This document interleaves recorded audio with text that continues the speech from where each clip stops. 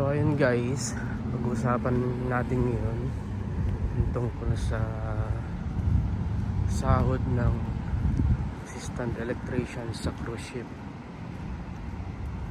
So nung nag-start ako guys sa cruise ship, ang sahod ko noon, that was 2010, is $1,414 kung hindi ako nagkakamali. Yun yung first na pinirmahan ko na kontrata. Bale, hindi pa kasama yung OT noon guys. Ang sahod ko ay 1,414.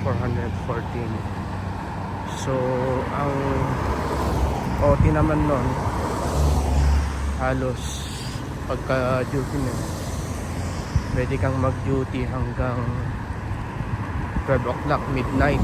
So from 8 o'clock in the morning hanggang 12 o'clock midnight.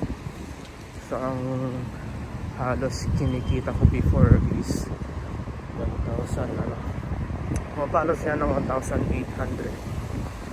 Pero ang palit pa nun, kung hindi ko nagkakamali, is $46 yata ang palit nun, compared ngayon na medyo mataas-taas na.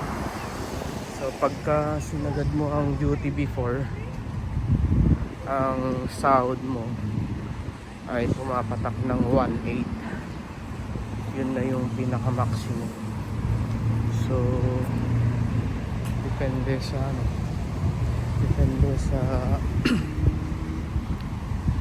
amo kung bibigyan ka ng OT.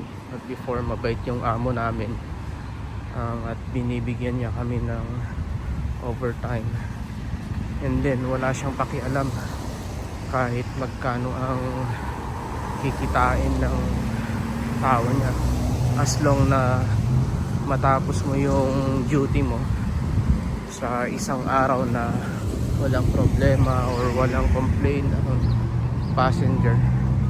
So okay lang sa kanya yun. So depende yon sa magiging boss na maabutan mo sa isang barko kung magbibigay siya ng overtime. Usually ang kumokontra lang sa overtime kaya nagihigpit ang mga chief electrician is yung chief engineer. Ayaw niyang magbigay ng OT, or most of the time ang chief engineer kasi gusto niyang magtipid para in the end of the year may makukuha silang bonus dun sa mga matitipid na materyales na hindi mabibili. So yun lang muna guys, and sa susunod mag-uusapan naman natin yung ongoing or yung sahod at the moment sa cruise ship ngayon.